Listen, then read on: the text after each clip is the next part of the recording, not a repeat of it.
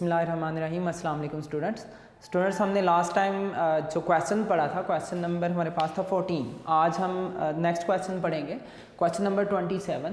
Basically आपके mind में ये क्वेश्चन चल रहा होगा कि क्यों ऐसा है कि सर 6 से आके 14 पे फिर 27 पे चले गए। तो बेटा बेसिकली ये सारे के सारे क्वेश्चन स्लोप के अकॉर्डिंग है। स्लोप को हम यूज़ करके ये सारे के सारे सॉल्व करते हैं।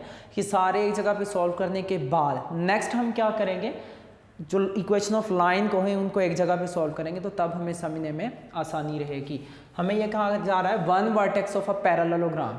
एक बार जहन में आ गया कि ये ऐसी शेप होती है जिसकी ऑपोजिट साइड एक दूसरे के क्या होती हैं, पैरेलल। अगर पैरेलल होती है तो फौरन देखो माइंड में क्या क्लिक होता है कि इनकी आपस में ऑपोजिट साइड की स्लोप क्या होगी, इक्वल। एक बात आ गई, एंड डायगोनल इंटरसेक्ट। बेटा याद रखिएगा, ये हम स्टार्ट से पढ़ते आ रहे हैं कि जो डायगोनल ऑफ पैरेललोग्राम होते हैं ये एक दूसरे को बाइसेक्ट करते हैं दो इक्वल पार्ट्स में। डायगोनल होते क्या हैं, अगर आप फॉर एग्जांपल मैं कहता हूँ ये हमारे पास था वर्टेक्स ए जो क्या दिया हुआ 1,4। आगे वर्टेक्स बी सी डी बाद में देखेंगे, एंटी क्लॉकवाइज चलिएगा। वर्टेक्स बी हम लेट कर लेते हैं, वर्टेक्स बी हमारे पास क्या, let A into 1,4 B into x2 y2 x1 y1 से स्टार्ट कर लो, x1 y1 c into x2 y2 और d into x3 y3 b the क्या है, vertices of a parallelogram.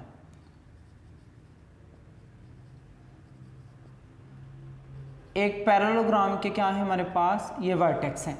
b हमने क्या कंसीडर किया, x1 y1, c हमने क्या कंसीडर किया, x2 y2, एंड जो लास्ट में d हमने सेलेक्ट किया वो क्या है, x3 y3। ये हमारे पास है वर्टिसेस ऑफ अ पैरेललोग्राम। और साथ हमें ये कहा जा रहा है जो इसके डायगोनल है। डायगोनल क्या होते हैं बेटा, जो हम ऑपोजिट वर्टिसेस को ज्वाइन करते हैं, इनको डायगोनल मीन a से c और b से d, ये दो डायगोनल होते हैं। कह रहा है जो डायगोनल है वो एक दूसरे को इंटरसेक्ट करते हैं, किसको, कौन से पॉइंट के ऊपर, 2,1 के ऊपर। ये याद रखिएगा, जो डायगोनल ऑफ पैरेललोग्राम है ये एक दूसरे को इंटरसेक्ट करते हैं, या बाइसेक्ट करना, इंटरसेक्ट करना। हम जो 9th क्लास में पढ़ते हैं इसकी डेफिनेशन वो क्या है कि diagonal of parallelogram bisect each other. By mean वहां पे हम क्या कहते हैं, बाइसेक्ट करने का mean divide into two equal parts.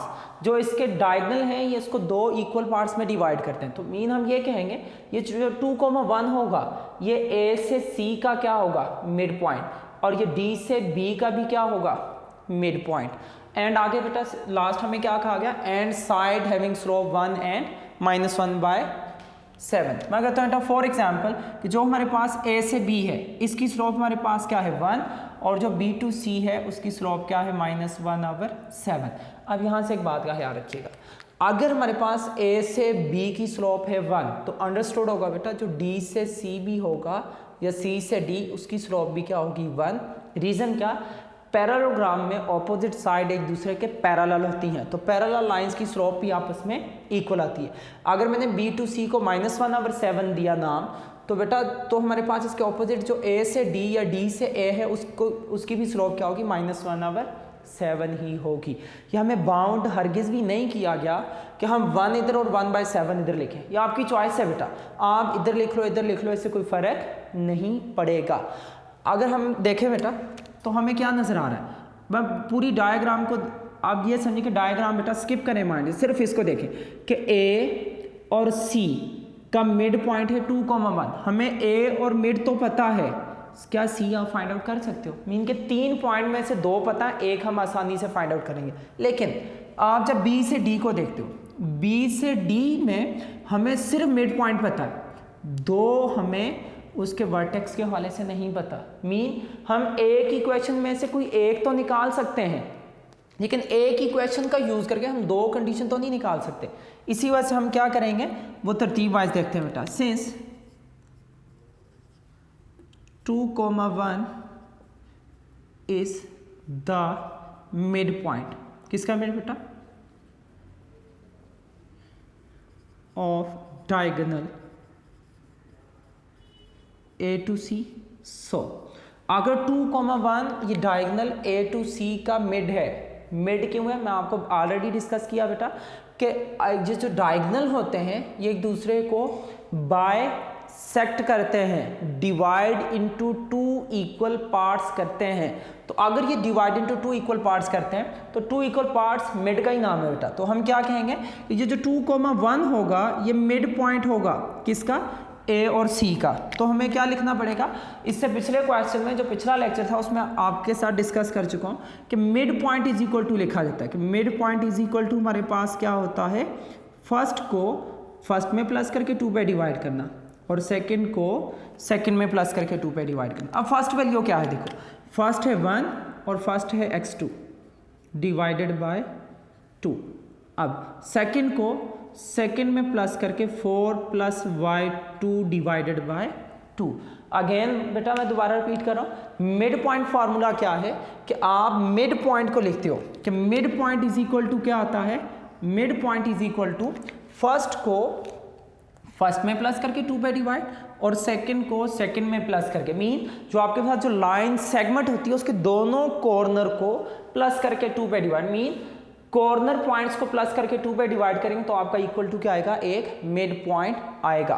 तो यहाँ से हमें वैल्यू निकालनी थी, देखो कितनी आसानी से वैल्यू निकल आएगी। सो यहाँ से 2 इज इक्वल टू क्या होगा हमारे पास 1 + x2 डिवाइडेड बाई 2 और नेक्स्ट हमारे पास 1 इज इक्वल टू क्या होगा 4 + y2 डिवाइडेड बाय 2। ये 2 डिवाइड इधर आके क्या हो जाएगा, multiply 2 to the 4 is equal to 1 + x2, तो +1 इधर आके माइनस हो जाएगा। यहाँ से हमें पता चला कि आपके पास जो x2 का आंसर आया वो इज इक्वल टू क्या है 3। सेकेंडली ये 2 डिवाइड इधर आके क्या हो जाएगा मल्टीप्लाई, +4 दूसरी तरफ जाके होगा माइनस, तो आपके पास यहाँ से 2 - 4 इज इक्वल टू क्या आएगा y2। ये y2 की वैल्यू क्या हो जाएगी आपके पास -2। सो अगर हम देखें x2 y2, ये x2 y2 किसका पॉइंट है, C का, तो हम लिखेंगे so C × x2 y2 is equal to ये जो वर्टेक्स C बना इसकी वैल्यू हमारे पास किसकी इक्वल आ गई 3, -k2 के। मीन हमें पहले निकालने थे 3 वर्टेक्स जो अननोन थे, कौन कौन सा, B, C और D। उसमें से एक हमें पता चल गया C वर्टेक्स जिसकी वैल्यू क्या है हमारे पास 3, -2 जो हमने निकाल ली। देखो यहाँ से अब आपको ज़्यादा क्लियर हो रहा होगा कि अगर आपको मिड पॉइंट दिया हो तो आप बेटा दोनों कॉर्नर में से किसी एक के पॉइंट फाइंड आउट कर सकते हैं। लास्ट लेक्चर में मैंने यही डिस्कस किया था कि ज़रूरी नहीं कि आपको ये कॉर्नर पॉइंट दे के कहे कि आप मिड पॉइंट निकालो, ऐसे भी यूज़ हो सकता है कि आपको मिड पॉइंट के साथ साथ एक कॉर्नर पॉइंट दे दे, फिर आपको कहे कि जो दूसरा आपके पास कॉर्नर पॉइंट होगा वो क्या होगा। ये मूवमेंट बोर्ड में एमसीक्यू में आता है, ये समझो एमसीक्यू है कि आपको 2 पॉइंट दिए थे A और C, इन दोनों पॉइंट का मिड पॉइंट दिया था 2,1, साथ ही कहा कि आपके पास A की वैल्यू है 1,4, मिड पॉइंट है 2,1, then what is the value of C, जो दोनों कॉर्नर के लिए C बन रहा था उसकी वैल्यू क्या होगी। तो आप कैसे निकालोगे, ये रूल क्या है, mid point is equal to first को फर्स्ट में प्लस करके 2 पे डिवाइड और सेकंड को सेकंड में प्लस करके 2 पे डिवाइड। अब यहाँ से तो वैल्यू हमारे पास आ जाएगी, वो एमसीक्यू भी हो जाएगा, ये क्वेश्चन का भी पॉइंट एक सॉल्व हो गया। नेक्स्ट हमें दूसरा जो नजर आ रहा है B और D का मिड पॉइंट क्या है 2,1। मुझे बताओ 2,1 तो मिड हो जाएगा, मैं एक ही क्वेश्चन से कैसे x1 + x3 डिवाइडेड बाई 2 करूंगा, y1 + y3 डिवाइडेड बाई 2 करूंगा, मीन एक ही क्वेश्चन से मुझे x1 और x3 निकालने, ये कैसे पॉसिबल है। मीन इसके लिए हमें फिर यूज क्या करना पड़ेगा, जो उसने खुद हमें गिवन स्लोप दी है, एक 1 और दूसरी -1/7। अब इन स्लोप का यूज करने का हमें फायदा क्या होगा, हम क्या कहेंगे बेटा, since m of AB, slope of AB is equal to क्या है 1, A से B की स्लोप 1 है और B to C की स्लोप क्या है m of B to C, m mean slope of B to C is equal to हमारे पास क्या है -1 डिवाइडेड बाय 7। यहाँ से देखो हमें मिलेंगी 2 इक्वेशन, एक स्लोप ऑफ AB से और दूसरी slope of B to C से। इन 2 इक्वेशंस का यूज करके हम क्या करेंगे, उसमें से वर्टेक्स देखो A पता है बी नहीं पता, बी पता है, बी नहीं पता, सी की वैल्यू पता। मीन इसको जब यूज़ करेंगे तो हमारे पास वर्टेक्स बी की वैल्यू क्या हो जाएगी, फाइंड आउट। देखो ए से बी, आप क्या करो, बी में से ए के पॉइंट को माइनस करते जाओ, वाई में से y2 minus y1 divided by x2 minus x1, x1 minus का 1 इज इक्वल टू क्या होगा, ये डिवाइड तो उधर जाके मल्टीप्लाई होगा। हमें बता बेटा y के 1 के साथ कोई वैल्यू मल्टीप्लाई होगी तो उस पर कोई भी फर्क नहीं पड़ेगा, ये जैसी थी एज इट इज सेम ही रहेगी। नेक्स्ट क्या करेंगे, इसको इक्वेशन बना लेते हैं, x1 minus 1 minus y1 plus का 4। तो यहाँ से एक इक्वेशन बनी, x1 माइनस y1 प्लस का 3 इज इक्वल टू 0, ये एक इक्वेशन बन गई। सेकंड नंबर पे देखो, सेकंड में हमें b टू c कहा जा रहा है, मीन c में से b के पॉइंट को क्या करते जाएंगे, माइनस, वही y2 माइनस y1 स्लोप का फॉर्मूला बेटा, y2 माइनस y1 मीन क्या होगा, -2 minus y1 over x2 minus x1, 3 minus x1 is equal to minus का 1 डिवाइडेड बाय, ये 7 डिवाइड इधर आके क्या हो जाएगा, -2 minus y1 is equal to -1 के साथ जब मल्टीप्लाई करेंगे तो इनके साइन क्या होंगे, चेंज। तो यहाँ से क्या मिलेगा, माइनस का 14 माइनस का 7y1 is equal to minus का 3 प्लस का, इन दोनों को शिफ्ट कर लो, -3 प्लस x1, नेक्स्ट क्या होगा, प्लस का 14 प्लस का 7y1। तो यहाँ से क्या मिला, x1 प्लस 7y1 प्लस का 11 इज इक्वल टू 0। यहाँ से हमारे पास क्या बनेगी, इक्वेशन नंबर 2। देखो इक्वेशन नंबर 1 और 2 आपको जो वेरिएबल में नज़र आती हैं, दोनों में वेरिएबल कौन कौन सा है, सिर्फ x1 और सिर्फ y1। अगर मैं इन दोनों को सॉल्व करूं तो मुझे x1 y1 पॉइंट मिल जाएगा, जो पॉइंट क्या होगा, b। जब b पॉइंट आ गया तो हमें पता है b और d का मिड पॉइंट 2,1, b का पॉइंट पता है, मिड पता है, तो सिर्फ अकेला d क्या हो जाएगा, फाइंड आउट होगा।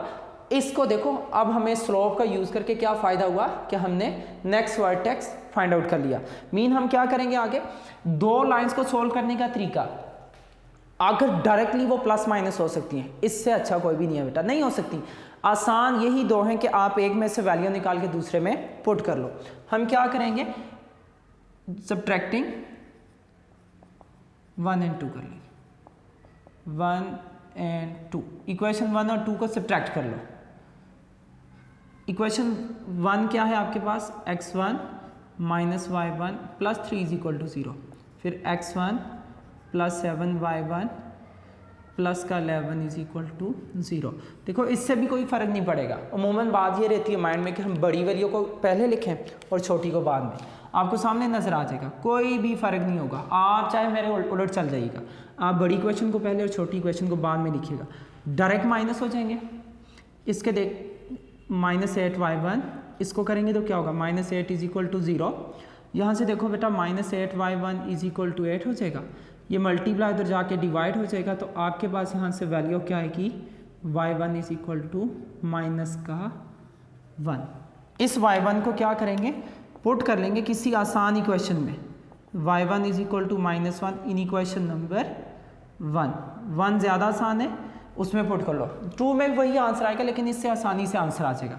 तो आप लोग क्या करोगे बेटा, x1 माइनस y1 की जगह पे माइनस, मैंने ब्रैकेट का यूज़ तभी किया बेटा ताकि हमारे पास माइनस की गलती ना रहे। 3 + 1 4, इस तरफ प्लस तो उधर जाके दूसरी तरफ क्या हो जाएगा, माइनस। सो जो वर्टेक्स b बना आपके पास, सो x1 y1 देख लो b का है या नहीं, तो इसी वजह से हम कहेंगे वर्टेक्स b हमारे पास किसके इक्वल आ गया, x1 की वैल्यू -4 और y1 वैल्यू हमारे पास क्या आ गई, -1। ये हमारे पास नेक्स्ट निकल आया वर्टेक्स b। अगेन वही बात देखो, जैसे हमने कहा था a और c का मिड पॉइंट था 2,1, हमें a पता था, मिड पॉइंट पता था, देखो c बहुत आसानी से हमारे पास क्या हो गया, फाइंड आउट। सेम यहाँ पे भी अब क्या नज़र आ रहा है कि जो b पॉइंट था वो हमारे पास अब फाइंड आउट हो गया। उस b पॉइंट की वैल्यू क्या है, -4, -1। तो हम नेक्स्ट क्या लिखेंगे कि हम लिखेंगे कि हमें पता है कि हमें बी और डी का मिड पॉइंट पता है 2,1, दो वैल्यू पता है, तीसरी क्या आ जाएगी फाइंड आउट। तो यहाँ से वही तरतीब, since 2,1 is the mid point of, किसका मिड पॉइंट है, diagonal B D, so mid point is equal to, mid point को पहले लिखना है, इज इक्वल टू क्या तरतीब थी कि हम लिखते हैं फर्स्ट कॉर्नर पॉइंट को, देखो फर्स्ट को फर्स्ट में प्लस करके 2 पे डिवाइड करना, mean -4 + x3 divided by 2, second को सेकंड में -1 + y3 डिवाइडेड बाय,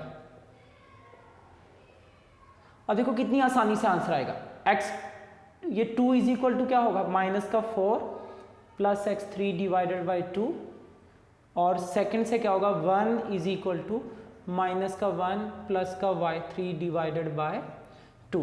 नेक्स्ट हम क्या करेंगे बेटा, इस तरफ जो वैल्यू डिवाइड है वो दूसरी तरफ जाके क्या हो जाएगी मल्टीप्लाई, 2 इधर आके मल्टीप्लाई हो जाएगा, 2 to the 4 is equal to -4 plus का x3, ये -4 दूसरी तरफ आके क्या हो जाएगा प्लस, यहाँ से आपके पास क्या आंसर आएगा x3 इज इक्वल टू 8 के इक्वल। सेकेंडली ये 2 डिवाइड इधर आके मल्टीप्लाई होगा, 2 1 the 2 is equal to -1 plus का y3, ये -1 दूसरी तरफ आके प्लस हो जाएगा, तो यहाँ से आपको पता चला कि y3 का आंसर किसके इक्वल है 3 के। सो x3 y3 देखो किसका है, वर्टेक्स D का, सो x3, y3 is equal to क्या होगा 8,3 के इक्वल। अगेन मैं रिपीट करता हूँ दोबारा से, थोड़ा सा अगर कंसंट्रेट करें तो हमें बहुत आसानी से समझ आती है। इसमें 4.1 का टॉपिक भी इन्वॉल्व है। 4.1 का टॉपिक कौन सा, कि आप मिड पॉइंट का यूज़ कैसे करते हो। नेक्स्ट हमारे पास क्या है कि आप स्लोप का यूज़ करके, जैसे हमने 4.3 का क्वेश्चन 6 किया, एक वर्टेक्स निकाल सकते हैं हम स्लोप का यूज़ करते हैं जब, तो हमारे पास आसानी से एक वर्टेक्स आ जाता है। जैसे आपको दिया था A B C, 3 वर्टेक्स दिए थे क्वेश्चन 6 में, हमें कहा जा रहा था उसको 4th वर्टेक्स D क्या होगा, तो हमने स्लोप का यूज़ ऐसे किया था कि स्लोप का यूज़ करके हमने उसका क्या किया था 4th वर्टेक्स, 2 इक्वेशन को सॉल्व करके फाइंड आउट किया था। सेम ऑलमोस्ट उसी तरह की कंडीशन है। 1 वर्टेक्स ऑफ पैरेललोग्राम इज 1,4, जिसको मैंने लेट किया वो A है, बाकी B C और D ये तीनों हमने फाइंड आउट करने हैं। And the diagonal intersect each other 2,1, bisect each other at 2,1, intersect या बाइसेक्ट बेटा, ठीक होगा। बाइसेक्ट की वर्डिंग हम लोगों ने पढ़ी 9th क्लास में, इंटरसेक्ट भी वहाँ पे पढ़ा, लेकिन ज़्यादा उसको डिटेल से नहीं किया। बाइसेक्ट का वर्ड सभी बच्चों को तकरीबन पता था वहाँ पे कि बाय का मीन होता है 2, सेक्ट का मीन क्या होता है पार्ट्स बेटा, 2 इक्वल पार्ट्स बेसिकली, कि हम 2 इक्वल पार्ट्स में डिवाइड करते हैं। तो अगर ये 2,1 मिड पॉइंट है A से C और B से D का, तो हमने पढ़ा कि मिड पॉइंट में अगर हमें 2 कॉर्नर पता हो तो मिड पॉइंट निकाला जा सकता है। मीन आपको 3 में से 2 वैल्यू पता हो, तीसरी वैल्यू निकाली जा सकती है। यहाँ पे अगर हम देखें A और C में आपको C नहीं पता, सिर्फ आपको पता A और मिड पॉइंट, तो हमने लिखा कि since 2,1 is the mid point of AC, सो आप बेटा मिड पॉइंट को इक्वल टू लिखते हो। Mid point equal to first को फर्स्ट में प्लस करके 2 पे डिवाइड, और सेकंड को सेकंड में प्लस करके 2 पे डिवाइड। तो x वाली वैल्यू x के कंपेयर होगी, y वाली वैल्यू y के। इसकी रीज़न क्या है, इसकी रीज़न ये है बेटा कि आप लिखते हो ये 2 जो है ये मिड पॉइंट है x का, तो आप लिख सकते हो 1 + x2 divided by 2 is equal to 2। Directly भी ये लिख सकते हो कि जो पॉइंट 2 था वो फर्स्ट को फर्स्ट में प्लस करके 2 पे डिवाइड किया, सेकंड जो पॉइंट 1 था वो सेकंड को सेकंड में प्लस करके 2 पे डिवाइड किया। ये स्टेप किए बिना भी डायरेक्टली ये स्टेप से स्टार्ट कर सकते हो, ये वाला स्किप भी कर सकते हो, यहाँ से भी स्टार्ट कर सकते हो, लेकिन आपको इस तरह समझ आने में आसानी होती है। उसको जब हमने इक्वेशंस को सॉल्व किया तो वहाँ से हमारे पास पॉइंट आए C के, जो x2 और y2 थे। C वर्टेक्स फाइंड आउट हो गया जो 3,-1 है, A मिड और C। लेकिन अब इसको देखो, हमें ना B की वैल्यू पता ना D की वैल्यू पता, सिर्फ मिड पता है। हम एक इक्वेशन में से देखो, जब हमें 2 वैल्यू निकालनी थी 2 इक्वेशन का यूज़ करना पड़ा, अदरवाइज आंसर नहीं आएगा। ये चीज़ भी हम 9th क्लास में सीखते हैं बेटा, कि आप लोगों ने वहाँ पे solve the linear equation by Cramer rule, solve the linear equation by matrices inverse rule या इन्वर्जन मेथड, तो वहाँ पे भी दो इक्वेशन होती नहीं, उन दो में से हम x और y निकालते थे। तो इसके लिए भी हमें क्या करना पड़ेगा, दो इक्वेशन। अब दो इक्वेशन कैसे बनाए, हमें तो सिर्फ दो एक का पता है, दो निकालने के लिए सिर्फ एक का पता है, वो दो निकालने के लिए दो इक्वेशन का पता होना लाजमी है। तो फिर हम क्या करेंगे, स्लोप का यूज़, जो उसने गिवन दिया, हमने कहा a से b की स्लोप 1 के इक्वल है और b टू c की स्लोप -1/7। मैंने आपको बता दिया बेटा, इससे कोई भी फर्क नहीं पड़ने वाला कि आप, उसने क्या फिक्स्ड किया कि 1 स्लोप किसकी है, 1/7 किसकी है। ये फिक्स्ड नहीं है, ये बाउंड नहीं है, ये आपकी चॉइस है। आप 1/7 a से b को भी लिख सकते हो, -1/7 बेसिकली है बेटा, और b टू c को 1 भी लिख सकते हो। आपका आंसर एग्जैक्टली यही आएगा, कुछ फर्क नहीं पड़ेगा। लेकिन मैंने क्या किया, मैंने कहा जो पहले लिखा उसको मैं a से b पे लिख देता हूँ। अगर a से b 1 है तो d से c भी 1 होगा। क्यों, पैरेललोग्राम में opposite side parallel and equal होती हैं। पैरेलल है तो अंडरस्टूड स्लोप इक्वल। अगर b टू c को मैंने -1/7 कहा तो अंडरस्टूड है बेटा कि 100% श्योरिटी है ये भी -1/7 होगी। अंडरस्टूड है ये 1 है तो ये भी क्या होगी, 1 स्लोप ही होगी। नेक्स्ट, a से b और b टू c, इनकी स्लोप की कंडीशन यूज की। हमने स्लोप का फॉर्मूला क्या पढ़ा, m is equal to y2 - y1 और x2 - x1। जब हमने स्लोप का फॉर्मूला यूज किया तो हमारे पास देखो y2 - y1 और x2 - x1 मीन c में b में से a को माइनस, b टू c में से b को माइनस किया, वहां से दो इक्वेशन बनी। इन दो इक्वेशन को सॉल्व करने का तरीका आप लोग डिटेल से डिस्कस कर चुके हो और बेटा 5-6 किस्म के हम रूल यूज़ कर सकते हैं। लेकिन आसान क्या है कि दो इक्वेशन में अगर कोफिशिएंट सेम है, सेम साइन, अगर दोनों coefficient same with same sign है तो बेटा उनको सब्ट्रैक्ट करना पड़ता है। अगर coefficient same with opposite sign है तो उनको ऐड अप करना पड़ता है, एडिशन करनी पड़ती है। सेम को सब्ट्रैक्ट, जैसे इसमें देखो इसका भी साइन प्लस था और इसका भी कोफिशिएंट का साइन प्लस था, तो दोनों को मैंने क्या किया, सब्ट्रैक्टिंग 1 एंड 2 किया। जब हमने दोनों को माइनस किया तो वहाँ से हमारे पास y1 आया। इस y1 को इन दो इक्वेशन में से जो आसान लगती है, मुझे इक्वेशन 1 आसान लग रही थी, मैंने इसमें पुट किया तो वहाँ से हमारे पास वैल्यू किसकी आई, x1। अब x1 y1 किसका था, b का, तो वहाँ से वर्टेक्स b हमारे पास फाइंड आउट हो गया।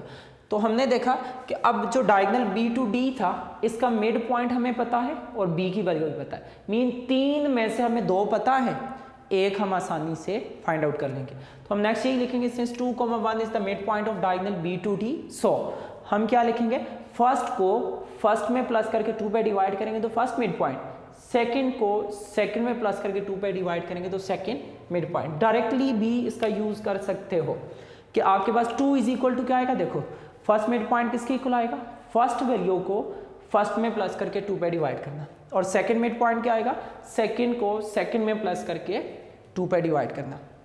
ये दो इक्वेशन बनी, इन दो से हमने x3 भी फाइंड आउट किया और y3 भी फाइंड आउट किया। तो हमने जो फाइंड आउट करने थे चारों वर्टेक्स, सो रिक्वायर्ड वर्टेक्स,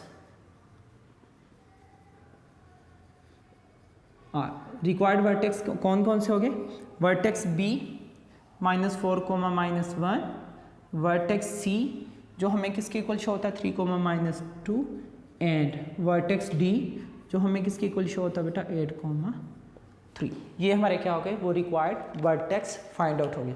ये भी बेटा लॉन्ग क्वेश्चन में इंपॉर्टेंट है और ये भी स्लोप के साथ मिलता जुलता था, इसी वजह से मैंने इसको सॉल्व करवाया। आज जो हमने पढ़ा ये लॉन्ग में इंपॉर्टेंट, इससे पिछला लेक्चर जो हमने किया बेटा वो भी क्वेश्चन लॉन्ग क्वेश्चन में इंपॉर्टेंट है।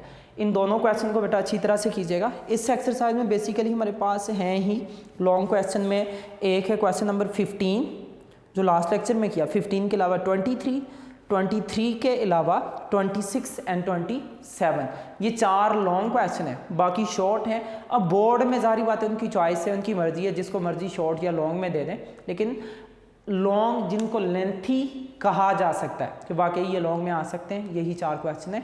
तो इनको अच्छी तरह से प्रैक्टिस कीजिएगा। 2 हमने कर लिए, 2 नेक्स्ट इंशाल्लाह लेक्चर में साथ साथ होते जाएंगे। आज का हमारा लेक्चर यहाँ तक ही था बेटा, नेक्स्ट लेक्चर में इंशाल्लाह आपसे मुलाकात होगी। तब तक के लिए अल्लाह हाफिज़, अस्सलाम वालेकुम।